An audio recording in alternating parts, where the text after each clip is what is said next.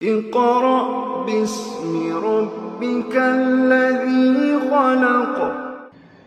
الحمد لله وكفى والصلاة والسلام على عباده الذين اصطفى اما بعد. میں آپ حضرات کا اس نشست میں دل کی گہرائیوں سے استقبال کرتا ہوں اور اللہ رب العزت سے یہ دعا کرتا ہوں کہ اللہ تعالی ہم سب کو اپنے دین حق کو سمجھنے والا بنائے، اور جو باتیں بھی اس مجلس میں سامنے آئیں اللہ رب العزت ہم سب کو ان تمام باتوں پر عمل کی توفیق عطا فرمائے۔ آج بھی انشاءاللہ پچھلی نشستوں کی طرح 6 موضوع پر گفتگو ہوگی۔ آج کا جو ہمارا سب سے پہلا موضوع ہے وہ ہے قرآن پاک کی تفسیر، جس میں سورہ حجرات کی آیت نمبر 11 کی تفسیر ہم پیش کرنے کی سعادت حاصل کریں گے انشاءاللہ۔ اعوذ باللہ من الشیطان الرجیم، بسم اللہ الرحمن الرحیم۔ یا ایہا الذین آمنوا لا یسخر قوم من قوم عسى أن يكونوا خيرا منهم ولا نساء من نساء عسى أن يكن خيرا منهن ولا تلمزوا أنفسكم ولا تنابزوا بالألقاب بئس الاسم الفسوق بعد الإيمان ومن لم يتب فأولئك هم الظالمون۔ یا ایہا الذین آمنوا، اے ایمان والو، لا یسخر قوم، کہ مرد حضرات، لا یسخر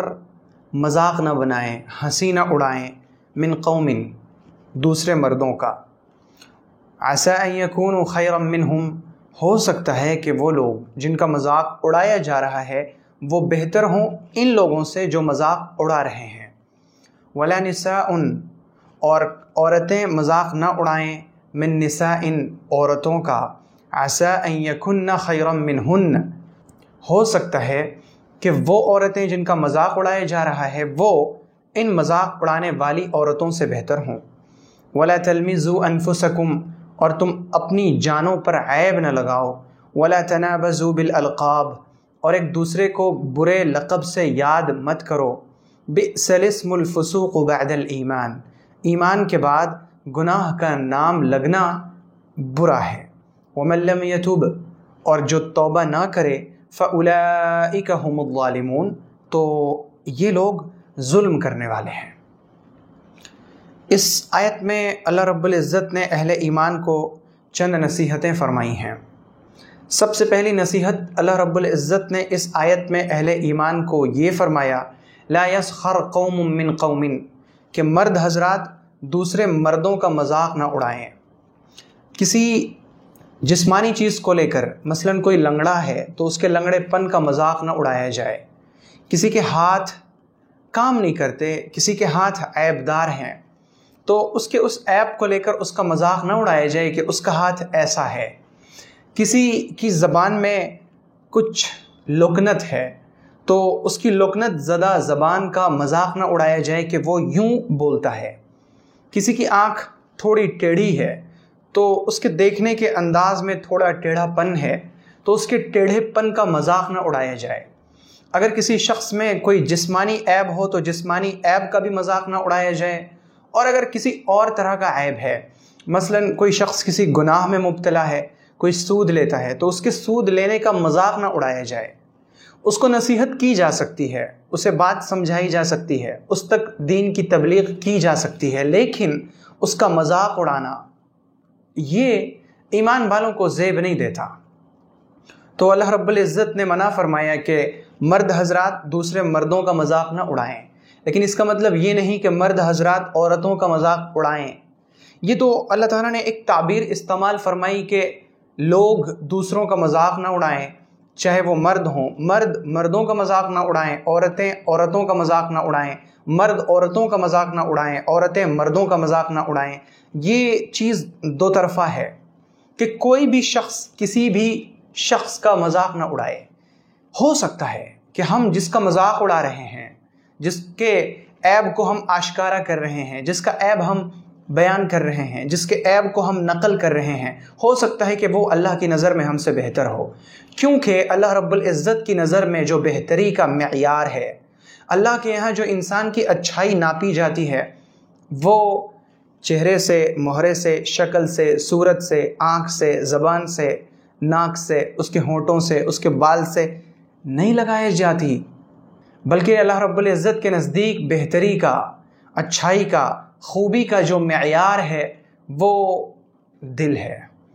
اللہ کے نبی صلی اللہ علیہ وسلم نے حدیث پاک میں بیان فرمایا، ان اللہ لا ينظر الى صورکم، اللہ تعالیٰ تمہاری صورتیں نہیں دیکھتا، اور بعض دوسری روایات میں ہے ان اللہ لا ينظر الى اجسادکم، اللہ تعالیٰ تمہارے جسم نہیں دیکھتا کہ تم میں سے کون کتنا ہٹا کٹا ہے، ولکن ينظر الى قلوبکم واعمالکم، لیکن اللہ رب العزت تمہارے دل دیکھتا ہے اور تمہارے اعمال دیکھتا ہے۔ ابھی ہم کچھ ہی دنوں پہلے قربانی سے فارغ ہوئے ہیں۔ قربانی کا جو پورا ایک خلاصہ ہے اور قربانی کی جو آیتیں ہیں، ان آیتوں کے بعد اللہ رب العزت نے خلاصے کے طور پر اہل ایمان کو جو سبق دیا، وہ سبق کیا ہے؟ لَن يَنَالَ اللَّهَ لُحُومُهَا وَلَا دِمَاؤُهَا وَلَكِن يَنَالُهُ التَّقْوَى مِنكُمْ، اللہ تعالیٰ کے یہاں تمہارے جانور کا گوشت یا خون نہیں پہنچتا۔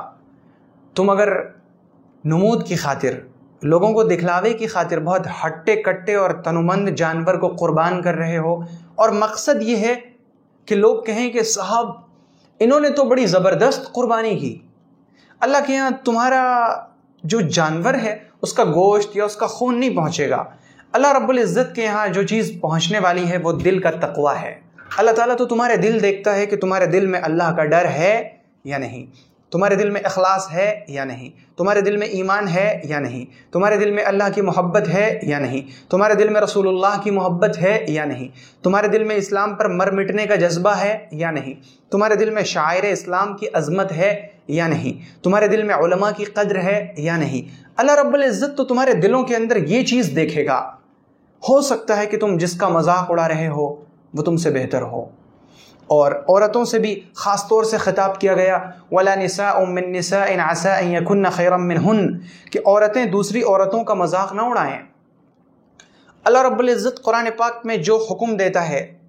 وہ حکم بڑا عام ہوتا ہے۔ جب اللہ تعالیٰ اہل ایمان سے خطاب کرتا ہے کہ اے ایمان والو ایسا کرو، تو وہ حکم مردوں کے لیے بھی ہوتا ہے اور عورتوں کے لیے بھی ہوتا ہے۔ لیکن یہاں پر اللہ رب العزت نے چند احکامات بیان فرمائے ہیں۔ اس میں سب سے پہلا حکم تو یہی ہے مذاق اڑانے کے سلسلے میں کہ کوئی کسی کا مذاق نہ اڑائے۔ دوسرا ہے کہ دوسروں پر عیب نہ لگاؤ۔ تیسرا ہے کہ برے لقب سے دوسروں کو یاد نہ کرو، اور چوتھا ہے کہ بدگمانی سے بچو، پانچواں ہے کہ جاسوسی نہ کرو، اور چھٹا ہے کہ کوئی کسی کی غیبت نہ کرے۔ تو ان 6 احکامات میں سے اللہ رب العزت نے مذاق اڑانے کے سلسلے میں عورتوں کا بطور خاص تذکرہ فرمایا کہ کوئی مرد کسی مرد کا مذاق نہ اڑائے اور کوئی عورت کسی عورت کا مذاق نہ اڑائے۔ اور خاص طور پر یہاں عورتوں کا ذکر کرنے کی حکمت یہ ہے کہ عورتوں کے اندر عام طور سے عورتوں کے اندر مذاق اڑانے کا مرض پایا جاتا ہے، اور عورتیں ایک دوسرے کا مذاق اڑانے میں بہت جلد بازی برتتی ہیں، بہت جلد کسی کا مذاق اڑا دیتی ہیں۔ تو اللہ تعالیٰ نے بطور خاص فرمایا وَلَا نِسَاءٌ مِّن نِّسَاءٍ، کوئی عورت کسی دوسری عورت کا مذاق نہ اڑائے۔ ہو سکتا ہے کہ تم جن عورتوں کا مذاق اڑا رہی ہو وہ عورتیں تم سے بہتر ہوں،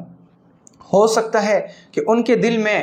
اللہ رب العزت پر ایمان، اللہ پر بھروسہ، اپنے معاملے کو اللہ کے سپرد کر دینا، اور اللہ رب العزت پر توکل،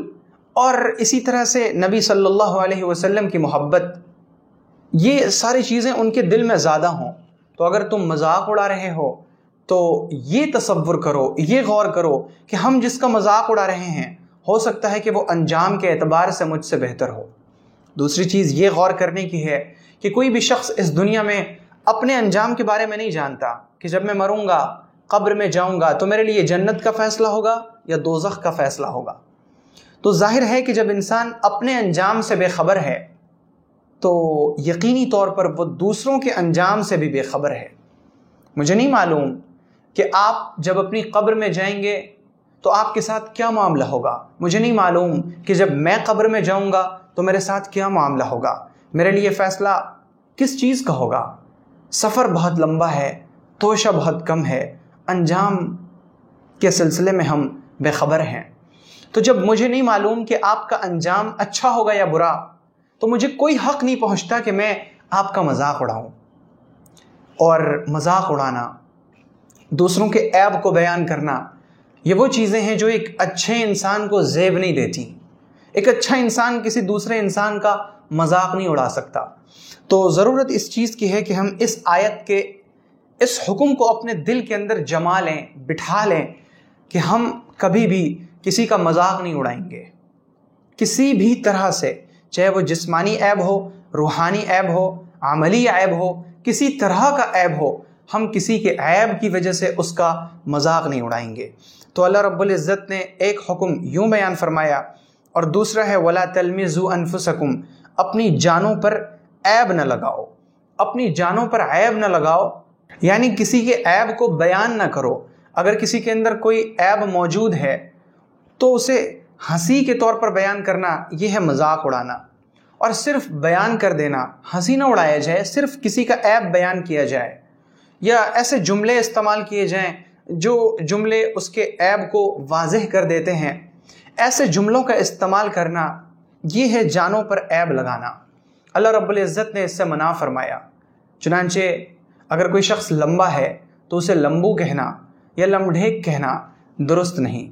اگر کوئی ناٹا ہے، پستہ قد ہے، اس کا قد چھوٹا ہے، تو اس کے قد کو عیب لگانا اور یوں کہنا کہ یہ بہت پستہ قد ہے، یہ چھوٹا ہے، یہ ناٹا ہے، اور اسی کو طرح طرح کے نام دینا کہ یہ بچہ ہے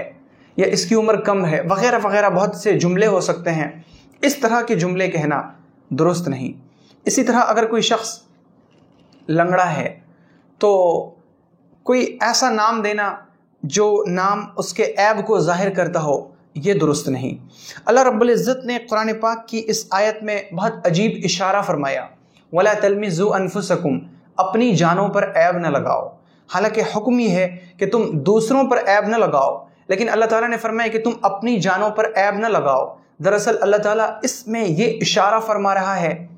کہ تمام کے تمام مومنین ایک جان ہیں، تو اگر تم کسی دوسرے مومن پر عیب لگاتے ہو تو گویا کہ تم اپنے اوپر عیب لگا رہے ہو۔ تو تم دوسرے مومن پر عیب لگا کر نتیجتاً اپنے اوپر عیب نہ لگاؤ۔ تو ایک حکم تو یہ ہوا کہ کسی کا مذاق نہ اڑاؤ، اور دوسرا حکم یوں کہ کسی پر عیب نہ لگاؤ، اور تیسرا ہے وَلَا تَنَابَزُوا بِالْأَلْقَابِ، اور دوسروں کو برے لقب سے یاد نہ کرو۔ برا لقب یعنی کسی کو برا نام دینا،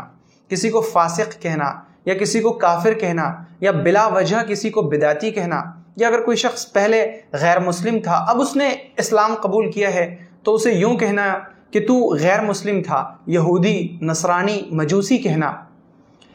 پچھلے اس کے کچھ اعمال ایسے تھے جس میں وہ مبتلا رہتا تھا، پہلے وہ سود کھایا کرتا تھا، اب اس نے توبہ کر لی تو اسے سود خور کہنا۔ کوئی جھوٹ بولتا تھا، اب اس نے توبہ کر لی، اسے جھوٹا کہنا۔ کوئی شراب پیا کرتا تھا، اب اس نے شراب چھوڑ دی، اسے شرابی کہنا۔ کوئی شخص زنا کیا کرتا تھا، اب اس نے زنا سے توبہ کر لی تو اسے زانی کہنا۔ یہ ہے برے لقب سے یاد کرنا۔ اللہ تعالیٰ نے اس سے منع فرمایا وَلَا تَنَابَزُوا بِالْأَلْقَابِ، ایک دوسرے کو برے القاب مت دو۔ جب بھی تم کسی کا بھی ذکر کرو، اچھے نام کے ساتھ ذکر کرو۔ اچھے نام کے ساتھ ذکر کرنا یہ انسان کی شخصیت کو نکھار دیتا ہے، اور برے لقب سے کسی کو یاد کرنا یہ در حقیقت تب ہوتا ہے جب ہمارا دل گندا ہو۔ جبکہ اللہ رب العزت نے ایمان والوں کی اور جنت میں جانے والوں کی جو نشانی بیان فرمائی ہے وہ ہے إِلَّا مَنْ أَتَى اللَّهَ بِقَلْبٍ سَلِيمٍ، کہ جنت میں وہ دل جائے گا جو دل سلیم ہوگا، پاک صاف ہوگا، ستھرا ہوگا، اللہ کی طرف سے، رسول اللہ کی طرف سے، عام ایمان والوں کی طرف سے، یعنی اللہ پر اس کا ایمان مکمل، رسول اللہ پر اس کا ایمان مکمل، اور ایمان والوں کے لیے، مومنین کے لیے، عام لوگوں کے لیے اس کا دل بالکل صاف ستھرا ہوگا، ایسے لوگ جنت میں داخل ہوں گے۔ تو ہماری کوشش یہ ہو کہ ہم نہ کسی کا مذاق اڑائیں، نہ کسی پر عیب لگائیں، نہ ایک دوسرے کو برے لقب سے یاد کریں۔ اور اللہ نے آگے فرمایا بئس الاسم الفسوق بعد الایمان، برے لقب سے کسی کو پکارنے کے سلسلے میں سنن ابی داؤد میں ایک روایت ہے کہ حضرت صفیہ رضی اللہ عنہا جو ام المومنین ہیں، نبی اکرم صلی اللہ علیہ وسلم کی بیوی زوجہ مطہرہ ہیں، وہ پہلے یہودی دین پر تھیں، پہلے وہ یہودی تھیں، بعد میں انہوں نے ایمان قبول کیا۔ ایک مرتبہ ان کا اونٹ بیمار ہو گیا تو پیغمبر علیہ الصلاۃ والسلام نے اپنی دوسری بیوی حضرت زینب بنت جحش رضی اللہ عنہا سے کہا کہ تم اپنا اونٹ انہیں دے دو۔ حضرت زینب رضی اللہ عنہا نے جب نبی اکرم علیہ السلام سے یہ سنا تو انہوں نے کہا کہ کیا میں اس یہودن کو اپنا اونٹ دے دوں، اس یہودن کو میں اپنا اونٹ دے دوں؟ تو حضرت صفیہ رضی اللہ عنہا پہلے یہودی دین پر تھیں، لیکن اب انہوں نے اسلام قبول کر لیا تھا اور وہ ام المومنین بن چکی تھیں۔ پیغمبر علیہ الصلاۃ والسلام کو سیدہ زینب بنت جحش رضی اللہ عنہا کا یہ جملہ اتنا ناپسند آیا، حضور پاک علیہ السلام کو اس قدر کراہیت ہوئی اس جملے سے کہ پیغمبر علیہ الصلاۃ والسلام نے ذی الحجہ، محرم اور سفر کے کچھ دنوں تک حضرت زینب سے تعلقات ختم کر دیے تھے۔ یہ ہے برے لقب سے یاد کرنے کی کراہیت اور ناپسندیدگی کہ پیغمبر علیہ الصلاۃ والسلام نے اس چیز کو سخت ناپسند فرمایا کہ کسی کو برے لقب سے پکارا جائے، کسی کو برے لقب سے یاد کیا جائے۔ یہ جو آیت کا ٹکڑا ہے وَلَا تَنَابَزُوا بِالْأَلْقَابِ، دوسروں کو برے لقب سے نہ پکارو، اس آیت کی تفسیر سیدنا عبداللہ ابن عباس رضی اللہ عنہ یوں فرماتے ہیں کہ کوئی شخص پہلے شراب پیا کرتا تھا، اب اس نے شراب سے توبہ کر لی، اسے شرابی کہنا یہ ہے برے لقب سے یاد کرنا۔ کوئی پہلے چوری کیا کرتا تھا، اب اس نے چوری سے توبہ کر لی تو اسے چور کہنا یہ ہے برے لقب سے یاد کرنا۔ اور اس کی وعید ایک دوسری حدیث میں یوں ہے کہ جس شخص نے اپنے مسلمان بھائی کو کسی گناہ کی وجہ سے اس پر عیب لگایا تو وہ اس وقت تک نہیں مرے گا جب تک کہ وہ خود اس گناہ میں مبتلا نہیں ہو جائے گا۔ تو ہم کسی پر عیب لگانے سے پہلے، کسی شخص کے عمل کی وجہ سے اس کا مذاق اڑانے سے پہلے، کسی شخص کو برے لقب سے یاد کرنے سے پہلے اس چیز کو سوچ لیں کہ کہیں ایسا نہ ہو کہ ہم اسے برے لقب سے یاد کریں اور اس کی نحوست کی وجہ سے، اس عمل کے نحوست کی وجہ سے مرنے سے پہلے ہم اس میں مبتلا ہو جائیں۔ تو جب ہم اس چیز کو یاد رکھیں گے تو برے لقب سے دوسروں کو یاد کرنا اور برے لقب سے دوسروں کو پکارنے سے بچنا ہمارے لیے انشاءاللہ آسان ہو جائے گا۔ پھر اللہ رب العزت نے فرمایا بئس الاسم الفسوق بعد الایمان، کہ ایمان کے بعد گناہ کا نام لگنا برا ہے۔ تفسیر قرطبی میں اس آیت کی تفسیر یوں کی گئی ہے کہ جب کسی شخص نے کسی گناہ سے توبہ کر لیا اور اس نے سچے دل سے ایمان قبول کر لیا تو اب اس شخص کو اس گناہ کی وجہ سے لعنت نہ کی جائے، اسے اس گناہ کے ذریعے یاد نہ کیا جائے، اس کے فسق کی نسبت اس کی طرف نہ کی جائے، اسے فاسق، فاجر، کافر، زانی، شرابی، چور، ڈاکو یہ نہ کہا جائے۔ یہ اللہ رب العزت نے اس سے منع فرمایا اور اسے برا عمل بیان فرمایا۔ پھر اللہ تعالیٰ نے فرمایا وَمَن لَّمْ يَتُبْ فَأُولَٰئِكَ هُمُ الظَّالِمُونَ، جو شخص ان چیزوں سے توبہ نہیں کرے گا تو وہ ظلم کرنے والا ہوگا۔ گویا کہ اللہ تعالیٰ پہلے یوں فرما رہے ہیں کہ اگر تم ان چیزوں میں مبتلا ہو، اگر تم مذاق اڑاتے ہو، اگر تم عیب لگاتے ہو، اگر تم برے لقب سے کسی کو یاد کرتے ہو تو تم توبہ کرو۔ لیکن اگر اس حکم کے بعد بھی توبہ نہیں کرتے تم فَأُولَٰئِكَ هُمُ الظَّالِمُونَ، تو پھر تم ظالم ہو، پھر تم اللہ کے حکم سے حکم عدولی کرنے والے ہو، تم اللہ کے نافرمان ہو۔ تو اس آیت میں اللہ رب العزت نے جو احکامات دی ہیں بنیادی طور پر وہ یہ کہ کوئی شخص کسی کا مذاق نہ اڑائے، چاہے وہ مرد ہو یا عورت ہو، اور دوسرا یہ کہ تم کسی پر عیب نہ لگاؤ، اور تیسرا یوں کہ کسی شخص کو برے لقب سے یاد نہ کرو۔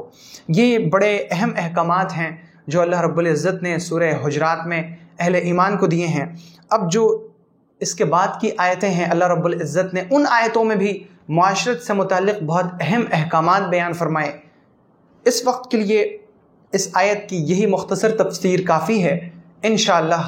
اللہ رب العزت کی توفیق، اس کی مدد اور اس کی نصرت سے اگلی نشستوں میں اگلی آیات کی تفسیر ہم پیش کرنے کی سعادت حاصل کریں گے۔ اب جو آج کا ہمارا دوسرا موضوع ہے وہ ہے حدیث۔ ایمانیات کے سلسلے میں مسند احمد میں، سنن ترمذی میں اور سنن ابن ماجہ میں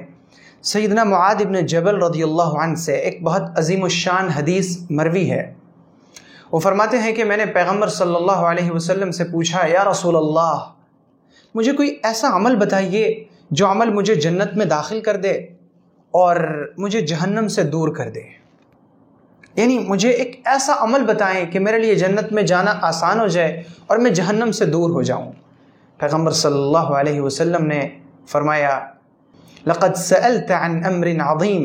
وانه ليسير على من يسره الله تعالی علیہ۔ معاذ، تم نے بہت بڑی بات پوچھی ہے، تم نے بہت عظیم چیز کے بارے میں دریافت کیا ہے، لیکن یہ عظیم چیز ان لوگوں پر بہت آسان ہے جس کے لیے اللہ تعالیٰ اس کو آسان بنا دے، جس پر اللہ تعالیٰ اس چیز کو آسان بنا دے اس کے لیے تو بہت آسان ہے، لیکن ہے یہ بہت مشکل کام۔ پھر پیغمبر صلی اللہ علیہ وسلم نے وہ اعمال بتائے جن اعمال کو انجام دینے سے ایک شخص جنت میں داخل ہو سکتا ہے۔ پیغمبر علیہ السلام نے فرمایا، تعبد اللہ ولا تشرک بہ شیئا۔ سب سے بنیادی چیز جنت میں داخل ہونے کے لیے اور جہنم سے بچنے کے لیے یہ ہے کہ تمہاری پوری کی پوری عبادت صرف اللہ کے لیے ہو، تمہارا سجدہ اللہ کے لیے، نماز اللہ کے لیے، ذکر اللہ کے لیے، تلاوت اللہ کے لیے، تسبیح اللہ کے لیے، ہر چیز اللہ کے لیے، تمہارا ہر عمل اللہ کے لیے ہو، تمہارے کسی عمل میں ریا نہ ہو، تمہارے کسی عمل میں دکھلاوا نہ ہو، تمہارے کسی عمل کا مقصد یہ نہ ہو کہ لوگ مجھے اچھا کہیں، تمہارے کسی عمل کا مقصد یہ نہ ہو کہ فلاں مجھ سے خوش ہو جائے، بلکہ تمہارا ہر عمل اللہ کے لیے ہو۔ ولا تشرکوا بہ شیئا، اور دوسری چیز یہ کہ تم اللہ کے ساتھ کسی کو شریک نہ ٹھہراؤ، نہ اس کی ذات میں کسی کو شریک کرنا، نہ اس کے علم میں کسی کو شریک کرنا۔ یہ مت سمجھنا کہ عالم الغیب اللہ بھی ہے اور فلاں بھی ہے، بلکہ غیب کا جاننے والا، ولا یعلم الغیب الا اللہ، غیب اللہ کے سوا کوئی جانتا ہی نہیں۔ اللہ تعالیٰ کی قدرت میں اس کا کسی کو شریک مت کرنا، یہ مت سمجھنا کہ قادر اللہ بھی ہے، قادر فلاں بھی ہے، یوں مت سمجھنا کہ اختیار میں اللہ بھی ہے اور فلاں بھی ہے، یوں مت سمجھنا کہ کائنات میں تصرف اللہ بھی کرتا ہے اور فلاں بھی کرتا ہے۔ تعبد اللہ ولا تشرکوا بہ شیئا، اللہ کی عبادت کرنا اور اس کے ساتھ کسی کو شریک مت کرنا۔ اور پھر فرمایا وتقیم الصلاۃ، نماز کو قائم کرنا، وتؤتی الزکاۃ، زکوٰۃ ادا کرنا، وتصوم رمضان، رمضان کے روزے رکھنا، وتحج البیت، اور بیت اللہ کا حج کرنا۔ یہ چند اعمال ہیں۔ پیغمبر علیہ السلام نے فرمایا کہ جو شخص یہ عمل کرے گا، ان اعمال کو انجام دینے والا، ان اعمال کو کرنے والا جنت میں داخل ہوگا۔ ہم جانتے ہیں اور ہم سب سمجھتے ہیں کہ اسلام کا دار و مدار انہی اعمال پر ہے۔ اللہ رب العزت کی عبادت، شرک نہ ہو، نماز قائم کریں، زکوٰۃ دیں، رمضان کے روزے رکھیں، استطاعت ہو تو حج کریں۔ ہم سب جانتے تو ہیں، لیکن عمل کے معاملے میں ہم بہت سی بار ہمارا اخلاص تھوڑا کم ہو جاتا ہے۔ ہم نماز کو لے لیں کہ نماز کے بارے میں ہماری جو سیریسنس ہے اس میں بہت بار کمی آ جاتی ہے، وقت پر ہم نماز ادا نہیں کرتے، نماز فوت ہو جائے تو ہمیں بہت زیادہ احساس نہیں ہوتا، نماز اگر ادا کرتے ہیں تو خشوع خضوع کے ساتھ نماز ادا کرنے کی کوشش نہیں کرتے، ہم نماز میں ہوتے ہیں لیکن ہمارا دھیان کہیں اور ہوتا ہے، نماز میں ہم طرح طرح کی سوچوں کو لاتے ہیں، اور نماز میں وہ تمام سوچیں آتی ہیں جو نماز سے باہر آتی ہی نہیں، اور بہت سے لوگ اس سلسلے میں فکر مند بھی ہوتے ہیں کہ نماز میں وسوسوں کو کیسے ختم کریں، نماز میں وسوسے بہت آتے ہیں، اس کا علاج کیا ہوگا؟ اس کا علاج یہ ہے کہ نماز سے پہلے جب ہم وضو کریں تو وضو میں تمام اعضائے وضو کو اچھی طرح دھلیں، اور وضو کرنے کا جو اسلامی ادب ہے، تمام آداب، سنن اور مستحبات کی رعایت کرتے ہوئے وضو کریں۔ جیسی ہماری وضو ہوگی ویسی ہماری نماز ہوگی۔ ہم نے اگر بہت ہڑبڑ میں وضو کیا، فوراً وضو کیا، اور ایسا لگا جیسے ہماری گاڑی چھوٹ رہی ہے، فوراً دوڑتے ہوئے آئے مصلی پہ کھڑے ہوئے کہ اللہ اکبر، یہ جو اس طرح سے نماز ہوتی ہے یہ وسوسوں سے بھری ہوئی نماز ہوتی ہے۔ نماز سے پہلے جب ہم وضو کریں، آداب اور سنتوں اور مستحبات کی رعایت کر کے وضو کریں،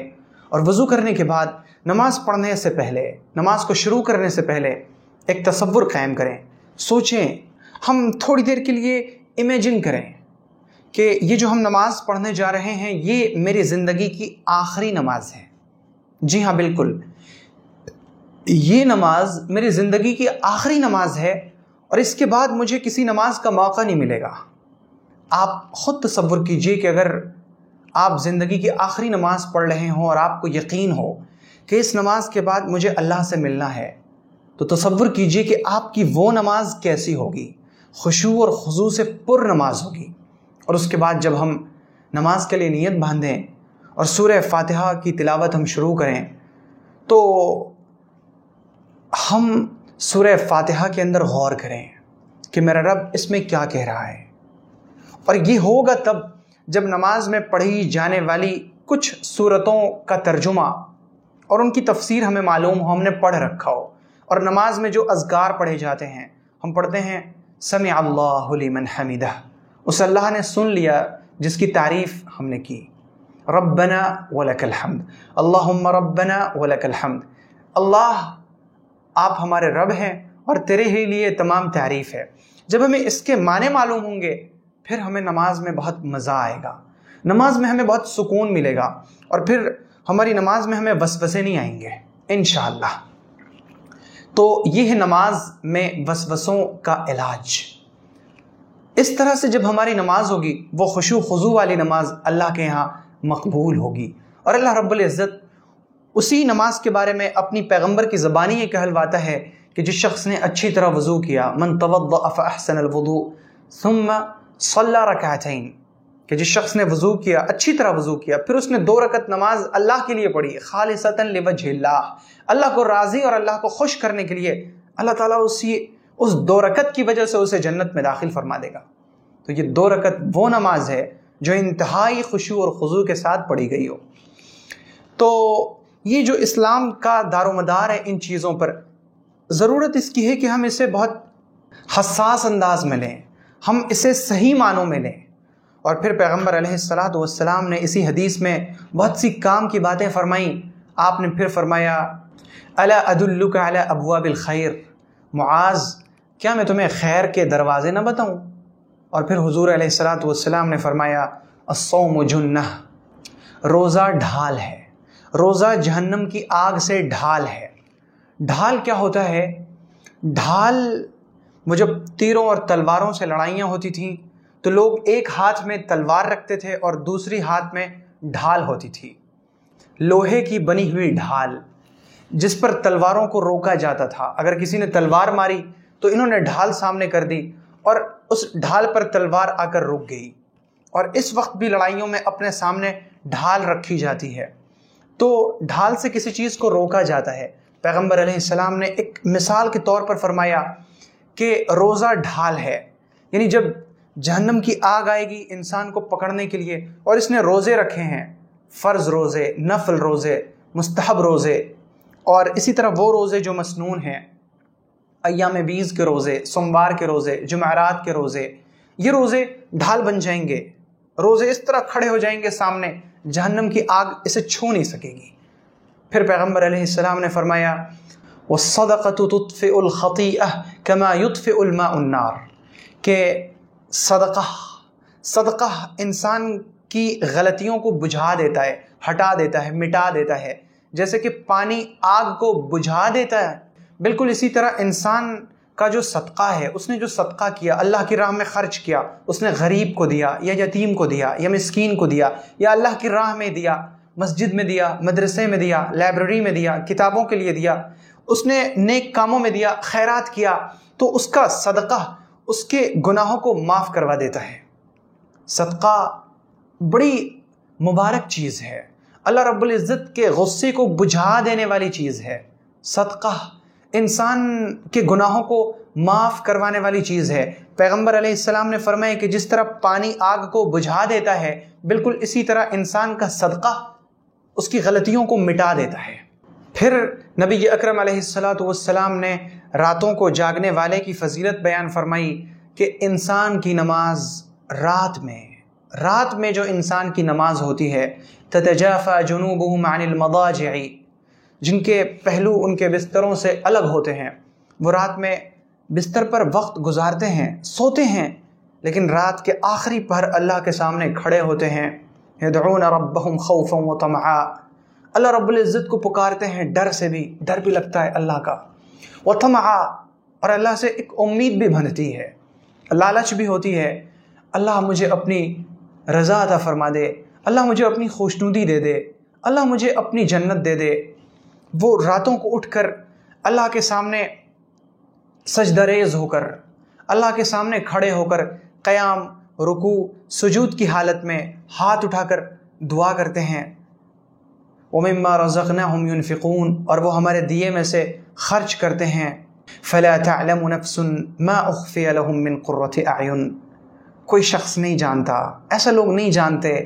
مَا أُخْفِيَ لَهُم مِّن قُرَّةِ أَعْيُنٍ، کہ ان کی آنکھوں کی ٹھنڈک کے لیے کیا کیا چھپا کر رکھا گیا ہے۔ اللہ رب العزت نے جنت میں ایسے بندوں کے لیے کیا نعمتیں تیار کر رکھی ہیں جن کے پہلو ان کے بستروں سے الگ ہوتے ہیں۔ یہ جو ہے نا رات میں جاگنا، رات میں جاگ کر اللہ کی عبادت کرنا، اس کی لذت بتائی نہیں جا سکتی، اس کی لذت، اس کا مزہ محسوس کیا جا سکتا ہے، اور اس کا مزہ وہی محسوس کر سکے گا جس کے دل میں اللہ کی محبت ہوگی۔ جب کسی انسان سے کسی کو محبت ہوتی ہے، اور اس زمانے میں جب کہ سوشل میڈیا کا استعمال بہت زیادہ عام ہو چکا ہے، تو جب ایک شخص دوسرے سے بات کرتا ہے، جن دونوں سے آپس میں محبت ہے، وہ دونوں جب ایک دوسرے سے باتیں کرتے ہیں، پوری دنیا سو جاتی ہے، یہ لوگ آپس میں باتیں کرنے لگتے ہیں، اور ان کی باتیں بسا اوقات اتنی لمبی ہو جاتی ہیں کہ صبح ہو جاتی اور انہیں ادراک بھی نہیں ہوتا، محسوس بھی نہیں ہو پاتا، کیونکہ یہ اپنے محبوب سے باتیں کرتے ہیں۔ تو جب ایک ادنا انسان کسی انسان سے محبت کرتا ہے، تو وہ جب اس محبوب سے باتیں کرتا ہے تو اسے رات کے گزرنے کا احساس نہیں ہوتا۔ بالکل اسی طرح وہ لوگ جو اللہ سے محبت کرتے ہیں، پھر انہیں نیند میں وہ مزہ نہیں آتا جو مزہ انہیں اللہ سے بات کرنے میں آتا ہے، اللہ کے سامنے رونے میں جو مزہ، جو لطف انہیں ملتا ہے، اللہ کے سامنے گڑ گڑانے میں، اللہ کے سامنے اپنی بات کہنے میں۔ آپ ذرا تصور کیجئے نا کہ اندھیری رات ہو، آپ بالکل تنہا ہوں، اور آپ مصلی پر ہوں، اور اس وقت آپ کو یہ احساس ہو کہ میرا رب آسمان دنیا پر اپنے عرش کے ساتھ آیا ہے، اور وہ پکار رہا ہے، حل من مستغفر، ہے کوئی جو مجھ سے معافی مانگے میں اسے معاف کر دوں، ہے کوئی جو مجھ سے رحم طلب کرے میں اس پر رحم کر دوں، ہے کوئی جو مجھ سے رزق مانگے میں اسے رزق دوں، ہے کوئی جو میرے سامنے اپنی حاجت رکھے میں اس کی حاجت روائی کروں۔ آپ اس چیز کو سوچیں کہ میرا رب ابھی پکار رہا ہے، اور پھر آپ یہ سب کچھ دل میں سوچیں اور آپ کی زبان سے نکلے، ہاں میرے رب میں ہوں نا، میں ہوں وہ جو آپ سے مغفرت چاہتا ہوں، میں ہوں وہ جو آپ سے روزی چاہتا ہوں، میں ہوں وہ جو آپ سے رحم چاہتا ہوں، میں ہوں وہ جو آپ کی پناہ میں آنا چاہتا ہوں، میں ہوں وہ جو آپ سے ہر خیر چاہتا ہوں، میں ہوں وہ جو ہر شر سے پناہ چاہتا ہوں، میں ہوں وہ جو آپ سے اپنی تمام حاجتوں کا سوال کرتا ہوں۔ اور پھر آپ کو یہ یقین ہو کہ میرے رب نے میری تمام پکار کو سنا اور میری تمام پکار کو سن رہا ہے، پھر آپ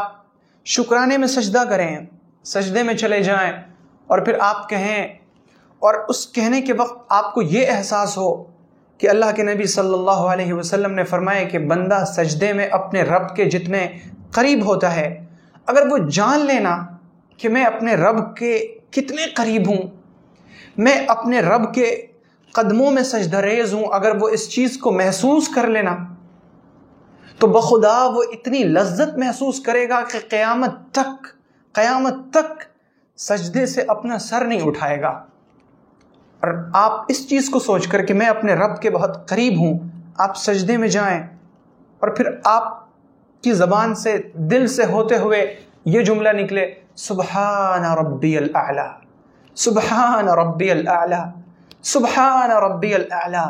میرا رب بڑا پاک ہے جو بہت اعلیٰ ہے، میرا رب بڑا پاک ہے جو بہت اعلیٰ ہے، وہ اس قدر اعلیٰ ہے کہ اسے آسمان دنیا پر آنے کی کیا ضرورت تھی؟ وہ تو سمیع ہے، وہ علیم ہے، وہ بصیر ہے، لیکن وہ آیا آسمان دنیا پر ہم انسانوں کی تسلی کے لیے، ابن آدم کو ڈھارس بندھانے کے لیے۔ وہ آیا اس لیے تاکہ آدم کے بیٹوں کو حوصلہ دے کہ تم فکر مند ہو، فکر نہ کرو، میں یہاں آ کر تمہاری سن رہا ہوں۔ تم پریشان ہو، پریشان نہ ہو، میں آسمان دنیا پر آیا ہوں، تم اپنی حاجت کہو، میں تمہاری حاجت روائی کروں گا، میں تمہاری ضرورتیں پوری کروں گا، میں تمہیں دوں گا تم جو مانگو۔ اگر میں سمجھوں گا کہ تمہاری مصلحت اسی میں ہے کہ تمہیں یہی چیز دے دی جائے تو میں تمہیں ہو بہو وہی چیز عطا کر دوں گا، لیکن اگر میں مصلحت دیکھوں گا کہ تمہاری مصلحت اس میں نہیں تو میں اسے روک لوں گا، کیونکہ میں رب ہوں اور میں جانتا ہوں کہ کس بندے کی مصلحت کس چیز میں ہوتی ہے، اور رب کہتے ہی ہیں اس ذات کو جو بندوں کی مصلحت کی رعایت کرتے ہوئے اس کی پرورش اور اس کی نشو و نما کرتا ہو۔ تو وہ لوگ جن کے پہلو، جن کے بستروں سے الگ رہتے ہیں، راتوں کو جاگ کر اللہ کے سامنے سجدہ ریز رہتے ہیں، اللہ تعالیٰ نے ان کے لیے کیا کیا چھپایا ہے۔ وہ آنکھیں، اللہ نے ان کے لیے اپنا دیدار نصیب فرمایا ہے۔ وہ آنکھیں جو اس دنیا میں حرام دیکھنے سے بچ گئیں، وہ آنکھیں جنہوں نے اللہ کی یاد میں تنہائی میں آنسو بہایا، وہ آنکھیں جنہوں نے جاگ کر اللہ کے حدود کی حفاظت کی، اسلامی سرحدوں کی حفاظت کی۔ ایسی آنکھوں کے لیے اللہ نے جنت میں بہت کچھ چھپا رکھا ہے، اور آپ اس جنت کے بارے میں کیا گمان کرتے ہیں جس کے بارے میں اللہ تعالیٰ نے فرمایا اعددت لعباد الصالحین ما لا عین رأت ولا اذن سمعت ولا خطر علی قلب بشر، کہ میں نے اپنے نیک بندوں کے لیے وہ کچھ تیار کر رکھا ہے جو نہ کسی آنکھ نے دیکھا، نہ کسی کان نے سنا، اور نہ کسی دل پر اس کا خیال بھی گزرا۔ اللہ رب العزت مجھے اور آپ کو سب کو راتوں میں اس کے سامنے سجدہ ریز ہونے کی لذت اور اس کی توفیق عطا فرمائے۔ پھر پیغمبر صلی اللہ علیہ وسلم نے فرمایا حضرت معاذ بن جبل سے، کیا میں تمہیں دین کا سر، دین کا ستون اور دین کے کوہان کی بلندی نہ بتاؤں؟ کہ دین کا سر کیا ہے، دین کا ستون کیا ہے، اور دین کے کوہان کی بلندی کیا ہے؟ پھر پیغمبر علیہ السلام نے فرمایا کہ دین کا سر اسلام ہے، یعنی ہر چیز کا خلاصہ، ہر چیز کی جڑ وہ اسلام ہے، اور دین کا جو ستون ہے وہ نماز ہے، اور دین کے کوہان کی بلندی وہ جہاد ہے۔ یعنی پیغمبر صلی اللہ علیہ وسلم نے دین کو ایک جسم کے ساتھ تشبیہ دی کہ جیسے ایک جسم کے لیے سر ضروری ہے اور سر سب سے اہم ہے، بالکل اسی طرح دین کے لیے سب سے اہم اسلام ہے، کہ جب بندہ اسلام قبول کرتا ہے تو گویا کہ دین کا ایک وجود ہو گیا۔ اور جیسے ہر جسم کے لیے ستون کا ہونا ضروری ہے، ہر گھر وہ ستون پر قائم رہتا ہے، بالکل اسی طرح دین کا ستون نماز ہے۔ اور پھر جس طرح کسی چیز کو عظیم الشان بنانے کے لیے ایک منفرد صفت کی ضرورت ہوتی ہے، ایک ایسی صفت جس کی وجہ سے وہ چیز بلند ہو جائے، تو دین کو عظیم الشان کرنے کے لیے جو سب سے اہم چیز ہے وہ ہے جہاد فی سبیل اللہ، کہ اللہ رب العزت کے راستے میں تلوار سے لڑائی کرنا، ظالموں کا مقابلہ کرنا، اور ظالموں کو اس دنیا سے ختم کر کے اللہ رب العزت کی حکمرانی قائم کرنا۔ پھر پیغمبر علیہ السلام نے فرمایا معاذ، معاذ کیا میں تمہیں ان تمام چیزوں کا خلاصہ نہ بتاؤں؟ حضرت معاذ بن جبل نے عرض کیا یا رسول اللہ ضرور بتائیے۔ پیغمبر علیہ السلام نے فرمایا اپنی زبان کو روکے رکھنا۔ حضرت معاذ فرماتے ہیں کہ میں نے عرض کیا یا رسول اللہ زبان سے بھی کچھ ہوتا ہے؟ پیغمبر علیہ السلام نے فرمایا معاذ تیری ماں تجھے روئے، زبان ہی تو ہے جس کی وجہ سے لوگ جہنم میں اوندھے منہ ڈالے جائیں گے۔ پیغمبر علیہ السلام نے جب ان تمام چیزوں کو بیان فرمایا، جب آپ نے فرمایا کہ جنت میں لے جانے والی چیز یہ ہے کہ تم اللہ کی عبادت کرو، اس کے ساتھ کسی کو شریک نہ کرو، نماز قائم کرو، زکوٰۃ دو، روزے رکھو، حج کرو، پھر آپ نے فرمایا کہ کیا میں تمہیں خیر کے بہت سارے دروازے نہ بتاؤں؟ اور پھر حضور نے فرمایا کہ روزہ ڈھال ہے، صدقہ یہ گناہوں کو مٹا دیتا ہے، اور پھر حضور نے فرمایا کہ کیا میں تمہیں دین کا سر نہ بتاؤں؟ دین کا سر اسلام ہے، اور پھر دین کا جو ستون ہے وہ نماز ہے، اور دین کے کوہان کی بلندی جہاد فی سبیل اللہ ہے۔ تو بہت ساری چیزیں چونکہ حضور علیہ السلام نے بیان فرما دی، پھر آپ نے خود ہی تمام چیزوں کا نچوڑ اور خلاصہ بیان فرمایا، الا اخبرک بملاک ذلک کلہ، کیا میں تمہیں تمام چیزوں کا خلاصہ نہ بتاؤں؟ اور خلاصے کے طور پر حضور نے فرمایا کہ زبان پر قابو رکھنا، بولنا سوچ کر بولنا، سمجھ کر بولنا، تول لینا تب بولنا۔ حضرت معاذ کو بڑی حیرت ہوئی کہ زبان سے بھی کچھ ہوتا ہے، بول دیتے ہیں تو کیا اس کی پکڑ ہوگی؟ پیغمبر علیہ السلام نے ایک بہت اہم حقیقت بیان فرمائی کہ جہنم میں سب سے زیادہ جس چیز کی وجہ سے لوگ جائیں گے، سب سے زیادہ جو چیز جہنم میں لے جانے کا ذریعہ ہوگی وہ انسان کی زبان ہوگی۔ اور یہ ایک حقیقت ہے کہ انسان اپنی زبان کی وجہ سے نقصان اٹھاتا ہے، اور زبان ہی کی وجہ سے وہ بہت سی بار فائدے بھی حاصل کرتا ہے۔ تو ہم اپنی زبان کو قابو میں رکھیں، جب بھی بولیں، جہاں بھی بولیں، سوچ کر بولیں، تول کر بولیں، سمجھ کر بولیں۔ اور یہ تو مثل مشہور ہے کہ بے وقوف بول کر سوچتا ہے اور عقل مند سوچ کر بولتا ہے۔ تو ہم عقل مند بنیں اور سوچ کر بولنے کی عادت ڈالیں۔ تو یہ حدیث بنیادی طور پر ایمانیات کے سلسلے میں نہایت عظیم الشان حدیث ہے، جس میں پیغمبر صلی اللہ علیہ وسلم نے ایمان کی بنیادی چیزیں بیان فرمائی، جو بہت تفصیل کے ساتھ الحمدللہ اللہ رب العزت کی توفیق اور اس کے فضل و کرم سے سامنے آ سکی۔ اللہ تعالی ہم تمام کو ان تمام باتوں پر عمل کی توفیق عطا فرمائے۔ آج کا جو اب ہمارا تیسرا موضوع ہے وہ ہے فقہ۔ فقہ میں نماز کے تعلق سے کچھ اہم شرطوں کا بیان تھا۔ اب ہم بات کریں گے کہ وہ کون سی چیزیں ہیں جس کی وجہ سے انسان کی نماز باطل ہو جاتی ہے، خراب ہو جاتی ہے۔ سب سے پہلی چیز جس کی وجہ سے انسان کی نماز باطل ہو جاتی ہے وہ ہے عمل کثیر۔ عمل کثیر کا مطلب ہے کوئی ایسا عمل، کوئی ایسا کام کہ اگر کوئی شخص اس کو دیکھے تو یوں سمجھے کہ یہ کام کر رہا ہے، نماز نہیں پڑھ رہا ہے۔ جیسے مثلاً کوئی شخص نماز پڑھ رہا ہو اور نماز کے دوران وہ اپنے دونوں ہاتھوں سے اپنے ناخن کو کریدنے لگے اور بہت دیر تک کریدتا رہے، اتنی دیر تک کہ 3 مرتبہ اس میں سبحان اللہ کہا جا سکے۔ یا وہ نماز پڑھ رہا ہو اور نماز پڑھتے پڑھتے وہ اپنے کپڑے کو یوں درست کرتا رہے اور اس طرح درست کرے کہ دیکھنے والا یوں سمجھے کہ یہ تو کپڑا درست کر رہا ہے، نماز نہیں پڑھ رہا ہے۔ اسے عمل کثیر کہتے ہیں، یعنی بڑا زیادہ عمل۔ تو عمل کثیر کی وجہ سے انسان کی نماز باطل ہو جاتی ہے۔ اسی طرح نماز میں بھول سے یا جان بوجھ کر کچھ دنیاوی بات بول دینا، کوئی بات بول دینے سے انسان کی نماز باطل ہو جاتی ہے، چاہے اس نے بھول کر بولا ہو یا جان بوجھ کر بولا ہو، بہر صورت نماز باطل ہو جائے گی۔ بات کسی بھی زبان میں ہو، اردو میں ہم بات کریں یا عربی میں بات کریں یا انگریزی میں بات کریں، کسی بھی زبان میں بات کرنے سے انسان کی نماز فاسد ہو جاتی ہے۔ اسی طرح نماز میں ہنسنا، آواز سے ہنسنا، جسے ہم کہتے ہیں قہقہا لگانا، قہقہا لگانے سے بھی انسان کی نماز باطل ہو جاتی ہے، نماز اس کی ٹوٹ جاتی ہے۔ اسی طرح نماز میں کھانا پینا، نماز میں کھا لینے سے یا پی لینے سے انسان کی نماز باطل ہو جاتی ہے۔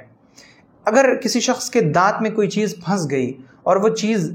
چنے کے دانے کے بقدر تھی یا چنے کے دانے سے بڑی تھی، اور پھر اس نے اپنی زبان سے دانت میں پھنسی اس چیز کو نکالا اور پھر اسے نگل گیا، تو اس کی نماز بھی باطل ہو جائے گی۔ لیکن اگر وہ چیز چنے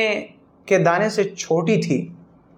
یا اس نے وہ چیز نکال کر پھینک دیا، تو پھر اس کی نماز باطل اور فاسد نہیں ہوگی۔ تو یہ چند چیزیں ہیں جس کی وجہ سے انسان کی نماز باطل ہو جاتی ہے۔ فقہ کے موضوع میں بس اس وقت یہی مختصر سی گفتگو سامنے آ سکی۔ اب جو ہمارا آج کا اگلا موضوع ہے وہ ہے نبی اکرم صلی اللہ علیہ وسلم کی سیرہ۔ نبی اکرم صلی اللہ علیہ وسلم کو جب اللہ رب العزت کی طرف سے یہ حکم آ گیا کہ آپ لوگوں کو اسلام کی دعوت دیں، تو پیغمبر علیہ السلام نے 3 سالوں تک خفیہ طریقے پر، اور آپ کے اصحاب نے خفیہ طریقے پر، یعنی بہت زیادہ ظاہر کیے بغیر اسلام کو لوگوں تک پہنچانے کی کوشش کی۔ پھر اللہ رب العزت نے اپنے نبی حضرت محمد مصطفیٰ صلی اللہ علیہ وسلم پر آیت نازل فرمائی وَأَنذِرْ عَشِيرَتَكَ الْأَقْرَبِينَ، اے محمد صلی اللہ علیہ وسلم اپنے قریبی رشتہ داروں کو جہنم کی آگ سے ڈرائیے۔ جب یہ آیت نازل ہوئی اور آپ علیہ السلام کو یہ حکم دیا گیا کہ اب رشتہ داروں کو خاص طور سے ایمان اور اسلام کی دعوت دینی ہے، تو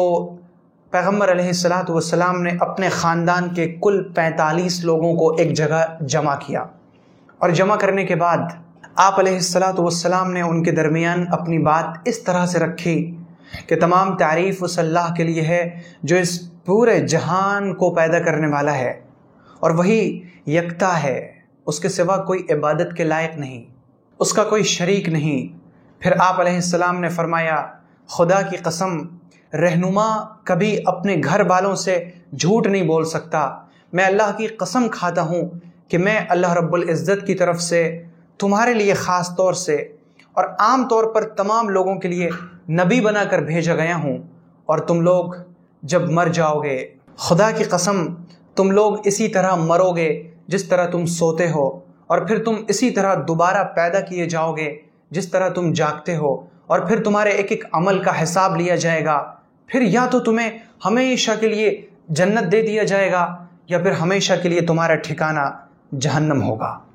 یہ وہ خطبہ ہے جو پیغمبر علیہ السلام نے اپنے خاندان والوں کو جمع کر کے ان کے سامنے پیش کیا۔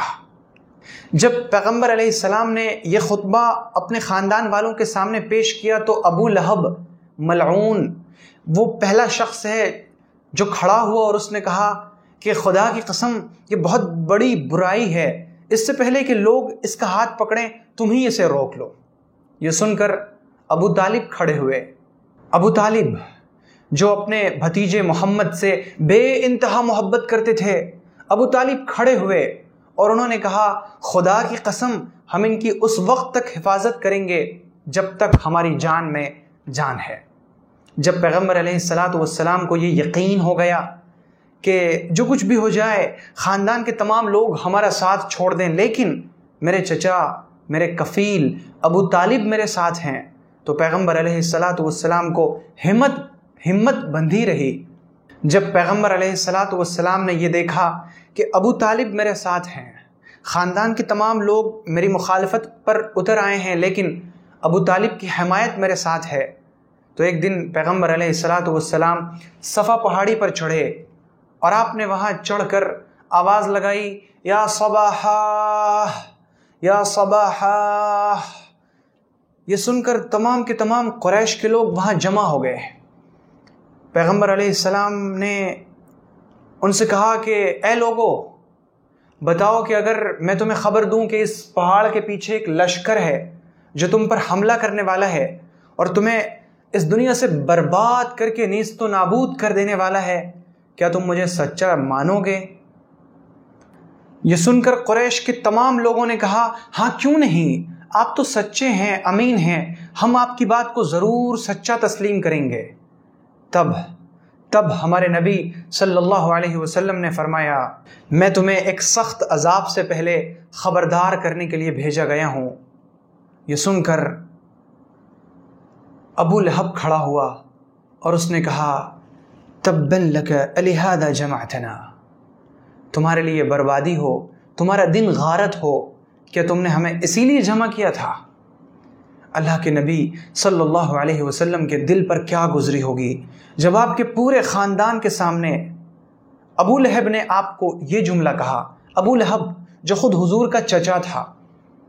اس نے آپ کو یہ جملہ کہا کہ آپ کے لیے بربادی ہو، نعوذ باللہ۔ اللہ رب العزت نے اپنے محبوب حضرت محمد صلی اللہ علیہ وسلم کی تسلی کے لیے پوری سورہ نازل فرمائی تبت یدا ابی لہب وتب، ابو لہب غارت ہو جائے، ابو لہب برباد ہو جائے۔ اور اس کے بعد پیغمبر صلی اللہ علیہ وسلم نے مکہ کے تمام لوگوں کو کھلم کھلا اسلام اور ایمان کی دعوت دینی شروع فرمائی، اور آپ لوگوں کے پاس جاتے، آپ لوگوں کو حق کی بات بتاتے، آپ انہیں بڑے مثالوں کے ساتھ بڑے اچھے انداز میں جنت اور جہنم کا نقشہ بیان کر کے سمجھانے کی کوشش کرتے، آپ تمام لوگوں کو اللہ کی طرف بلاتے اور آپ علیہ السلام کی بنیادی طور پر دعوت یہی تھی کہ تم ان پتھر مٹی کے بتوں کو چھوڑ کر صرف اللہ کی عبادت کرو۔ اب ظاہر سی بات ہے کہ مکہ جو بت پرستی کا، شرک کا اڈا تھا، جہاں ہر طرف بت ہی بت تھے، اور خود کعبہ جسے سیدنا ابراہیم اور اسماعیل علیہم الصلوات والتسلیمات نے ایک اللہ کی عبادت کے لیے بنایا تھا، اس کی دیواریں کھڑی کی تھیں، اس کعبہ کے اندر 360 بت رکھے ہوئے تھے۔ وہ جگہ جہاں صرف بت پرستی تھی، اب ظاہر سی بات ہے کہ جب ایک ایسی گونج اٹھی ہے جس میں یہ کہا جا رہا ہے کہ یہ مٹی اور پتھر کے بت نہ فائدے کے مالک ہیں اور نہ نقصان کے، تو پورا مکہ غضب اور غصے سے پھٹ پڑا۔ لیکن مشکل یہ تھی مکہ والوں کے سامنے کہ ان کے مقابلے میں محمد کھڑا تھا، وہ محمد جو اعلیٰ اخلاق کا نمونہ تھا، وہ محمد جو سچا اور امانت دار تھا، وہ محمد جس نے نہ کبھی جھوٹ بولا، نہ کبھی بد زبانی کی، نہ کبھی گالم گلوچ کی، نہ کبھی وہ ایسی مجلسوں میں بیٹھا جہاں دوسروں کا ذکر ہوتا ہو۔ وہ محمد جسے پورے مکہ میں نیکی اور خیر میں شہرت حاصل تھی، وہ محمد سامنے تھا۔ اس کی مخالفت کیسے کرتے، اس کی آواز کو کیسے دباتے؟ پورا مکہ غضب سے اور غصے سے پھٹ چکا تھا، لیکن انہیں کوئی تدبیر سمجھ نہیں آ رہی تھی کہ ہمارے نبی صلی اللہ علیہ وسلم کی آواز کو کیسے پست کریں۔ چنانچہ انہیں ایک تدبیر سوجھی، اور وہ تدبیر کیا تھی، اس سلسلے میں گفتگو انشاءاللہ ہم اگلی نشست میں پیش کرنے کی کوشش کریں گے۔ اب جو آج کا ہمارا 5واں موضوع ہے وہ ہے تزکیہ۔ تزکیہ میں آج ہم سیکھیں گے تواضع کے بارے میں۔ تواضع کا مطلب ہوتا ہے اپنے آپ کو پست کر دینا، اپنے آپ کو جھکا دینا، اللہ رب العزت کے لیے، اللہ تعالیٰ کی عظمت کے لیے اپنے آپ کو پست کر دینا، جھک جانا۔ کسی بندے سے کوئی معاملہ ہو رہا ہو، ہم حق پر ہیں، اور میرے لیے ممکن ہے کہ اگر میں ہی دب جاؤں، میں ہی جھک جاؤں، تمہاری بات صحیح رہ جائے، تو دوسروں کی بات کو صحیح رکھ دینا، خود اپنے آپ کو جھکا دینا، یہ ہے تواضع۔ اور تواضع یعنی جھک جانا، یہ بلند ہونے کا نسخہ ہے۔ اگر کوئی چاہتا ہے کہ میری شان بلند ہو، مجھے اللہ تعالیٰ کے یہاں رتبہ حاصل ہو، مجھے اللہ تعالیٰ دنیا میں بھی بلند کریں اور آخرت میں بھی مجھے بلندی ملے، تو اسے چاہیے کہ وہ تواضع اختیار کیا کرے۔ تواضع اللہ کو بہت پسند ہے، اور پسند اس لیے ہے کہ اللہ رب العزت متکبر ہے، تکبر کرنے والا۔ تکبر اللہ کی شان ہے، تکبر اس کو جچتا ہے، تکبر وہ کرنے کا حقدار ہے۔ تو تکبر کرنا اللہ رب العزت کی شان ہے، اور اللہ نے بندوں کو یہ حکم دیا کہ تم تکبر نہ کرو، کیونکہ میں تکبر کرنے والوں کو پسند نہیں کرتا، میں تواضع کرنے والوں کو پسند کرتا ہوں۔ تو اللہ رب العزت تواضع کرنے والوں کو پسند کرتا ہے، جو لوگ جھک جاتے ہیں، اللہ تعالیٰ کو وہ بڑے پسند ہیں۔ اور پیغمبر صلی اللہ علیہ وسلم نے فرمایا، من تواضع للہ رفعہ اللہ، جو اللہ کے لیے جھکتا ہے اللہ اسے بلند کر دیتا ہے۔ تواضع کا مطلب کیا ہے؟ تواضع کا مطلب یہ نہیں کہ میں جان بوجھ کر پھٹا ہوا کپڑا پہنوں۔ تواضع کا مطلب یہ نہیں کہ اگر مجھے اللہ تعالیٰ نے دولت دی ہے تو میں اپنی دولت سے نعمتوں کا استعمال نہ کروں۔ اگر مجھے استطاعت ہے کہ میں اچھے کپڑے پہن سکوں تو میں اچھے کپڑے پہنوں، یہ تواضع کے خلاف نہیں۔ تواضع یہ نہیں کہ میں ہٹا کٹا نوجوان ہوں لیکن میں جھک کر چلوں، یہ تواضع نہیں ہے۔ سیدنا عمر رضی اللہ عنہ نے ایک شخص کو دیکھا جس نے پھٹے پرانے کپڑے پہن رکھے تھے۔ حضرت عمر رضی اللہ عنہ نے اس سے پوچھا کہ یہ تم نے پھٹے پرانے کپڑے کیوں پہنے ہیں؟ اس شخص نے جواب دیا، اس لیے تاکہ میں تواضع کروں۔ سیدنا عمر رضی اللہ عنہ نے فرمایا، یہ تواضع نہیں ہے، ان اللہ یحب ان یرا اثر نعمته علی عبده، یہ تواضع نہیں ہے۔ اللہ نے تمہیں دولت دی ہے تو اللہ کو یہ پسند ہے کہ اس کی نعمت کا اثر اس کے بندوں پر نظر آئے۔ اگر آپ کے پاس دولت ہے اور آپ اچھے کپڑے پہنتے ہیں، اگر آپ کے پاس دولت ہے آپ اچھا گھر بناتے ہیں، اگر آپ کے پاس پیسے ہیں اور آپ عالی شان محل بناتے ہیں، یہ تواضع کے خلاف نہیں ہے۔ تواضع کے خلاف یہ ہے کہ بندہ اپنے آپ کو بڑا سمجھنے لگے، اگر میرے کپڑے اچھے ہیں، جوتے اچھے ہیں، موبائل اچھا ہے، میرا کمرہ اچھا ہے، میرا گھر اچھا ہے، میری گاڑی اچھی ہے، تو اس کا مطلب یہ نہیں کہ میں متکبر ہوں۔ آدمی کا جوتا اچھا ہو، آدمی کی چپل اچھی ہو، آدمی کا چشمہ اچھا ہو، آدمی کے کپڑے اچھے ہوں، یہ تکبر نہیں ہے۔ تکبر ہے لوگوں کو ذلیل سمجھنا اور اپنے آپ کو بڑا سمجھنا۔ تو تواضع یہ نہیں کہ ہمارے کپڑے پھٹے ہوئے ہوں، ہمارا کپڑا پرانا ہو، ہم گندے اور میلے کچیلے کپڑوں میں ہوں، ایسا نہیں، بلکہ اللہ تعالیٰ تو پسند کرتا ہے کہ وہ اپنی نعمت کا اثر دیکھے اپنے بندوں پر، اور اللہ تعالیٰ خوبصورت ہے اور خوبصورتی کو پسند کرتا ہے۔ تواضع یہ ہے کہ ہم دوسروں کو اپنے سے کمتر نہ سمجھیں، ہم یوں سمجھیں کہ دنیا میں جتنے لوگ ہیں سب مجھ سے اعلیٰ ہیں، کیونکہ مجھے نہیں معلوم کہ انجام کے اعتبار سے میں اچھا ہوں یا وہ اچھا ہے۔ جب مجھے نہ اپنا انجام معلوم نہ اس کا انجام معلوم، تو میں یہ سمجھوں گا کہ میں ہر مسلمان سے میں ادنا ہوں اور تمام مسلمان مجھ سے اعلیٰ ہیں۔ تو یہ ہے تواضع۔ ہم اس صفت کو اپنے اندر پیدا کرنے کی کوشش کریں، اور یہ صفت پیدا کیسے ہوگی؟ پیدا اس طرح سے ہوگی کہ ہم سوچا کریں کہ ہم ہیں کیا، ہماری اوقات، ہماری حیثیت کیا۔ ہم وہ جو اپنے پیٹ میں گندگی لے کر چل رہے ہیں، ہم وہ کہ اگر ہم ہفتے دن تک نہ نہائیں تو ہمارے جسم سے بدبو آنے لگے، ہم وہ کہ اگر اپنے بالوں میں کنگھی نہ کریں تو اس میں جوئیں پڑ جائیں، ہم وہ کہ اگر سر میں تیل نہ ڈالیں تو سر ہمارا خراب ہو جائے، ہم وہ کہ اگر تھوڑے دنوں تک بیمار پڑ جائیں تو ہمارا چہرہ دیکھنے کے لائق نہ رہے، ہم وہ کہ جب ہم مر کر قبر میں جائیں تو پھر ہماری ہڈیاں وہ کیڑے مکوڑوں کی نظر ہو جائیں، ہم وہ کہ ہم جس چمڑے کو سجانے اور سنوارنے کے لیے گھنٹوں برباد کر دیا کرتے ہیں، اس چمڑے کی کوئی حیثیت نہ رہے، تو ہماری حیثیت کیا، اوقات کیا، ہم کس چیز پر غرور کریں؟ ہم تو بہت کمتر ہیں، ہم بہت ذلیل ہیں۔ دوسری چیز، ہم یوں سوچیں کہ ہمیں نہیں معلوم اللہ تعالیٰ کیا ہمارا انجام کیا ہوگا، ہمیں جنت ملے گی یا ہمارے لیے جہنم کا فیصلہ کیا جائے گا، ہمیں نیکوں کے ساتھ جمع کیا جائے گا یا بروں کے ساتھ، ہمیں نہیں معلوم۔ جب ہمیں انجام کی خبر نہیں تو پھر تکبر کس چیز کے لیے، تکبر کس بات پر؟ ہم اپنے آپ کو تواضع کی حد میں رکھیں، ہم تواضع اختیار کریں،